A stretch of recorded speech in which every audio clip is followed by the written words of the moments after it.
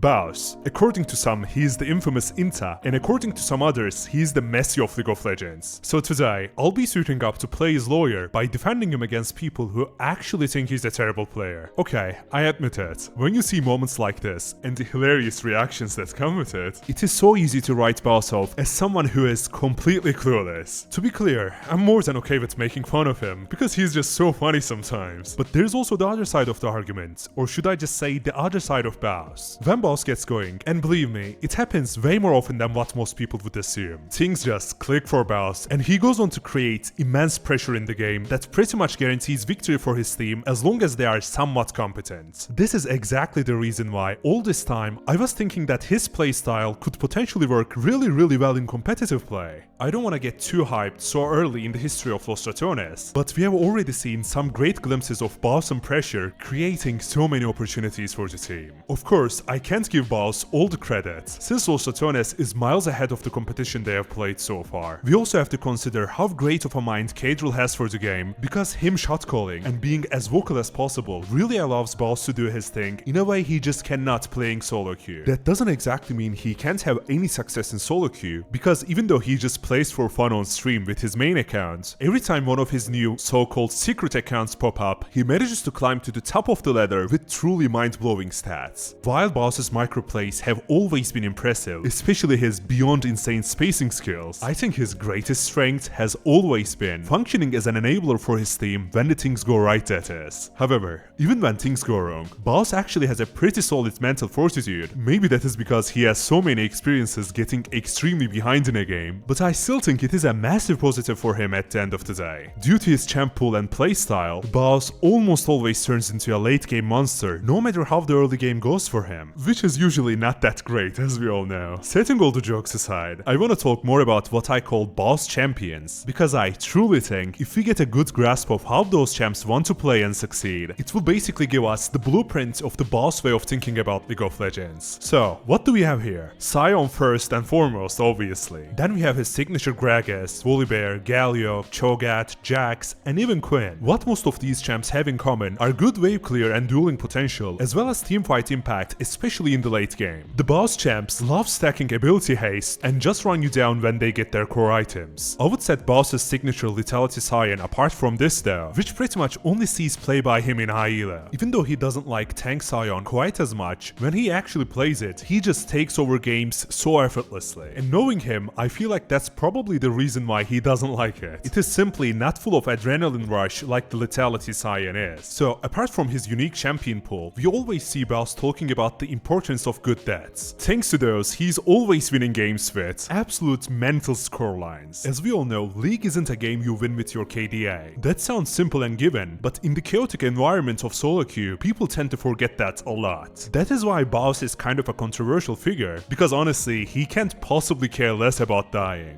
He's all about perfect farming, creating pressure in the map that ideally leads to the famous flanks he finds in the late game teamfights. I wanna look back at that game where the not hitting the Nexus incident occurs. What got Caedrel really pissed off that game initially before his breakdown with the game not ending was Baus refusing to back up after pushing top lane while Los Ratones was taking the dragon. I truly want to imagine a world where Baus is just a little bit more patient and restrained, I guess. At least for now, he sometimes overcooks, you know? I know I've been talking mostly about the positives regarding Baus as a player, but there are still so many things he can and will need to improve if Los Ratones is to succeed in any major way this year. And in my heart of hearts, I really want them to do so. I've already shared my opinions regarding why Los Ratones is the best thing to happen in esports in quite a long time, so seeing them keep succeeding along with their most doubted player Baus would be a dream scenario, believe me. Baus proved his haters wrong many times before, with his solo queue climb, the Korea trip, so on and so forth. I sincerely believe he is more than capable to do it yet again, especially with the help he can get from his teammates, along with his brilliant coach in Los Ratones. If you made it this far, comment "my coach cancelled it" so that I know you're a real one. I really want to take a moment to thank you for your amazing support so far on this channel. I cannot possibly express the amount of gratitude I have. It truly means the world to me. I will be continuing to cover the Rat's adventures throughout the year, and I even want to do in-depth player documentaries, so if that sounds like something you would be interested in, subscribing would help me a ton. So, thanks again, and please do not forget to take care until the next time. Bye bye.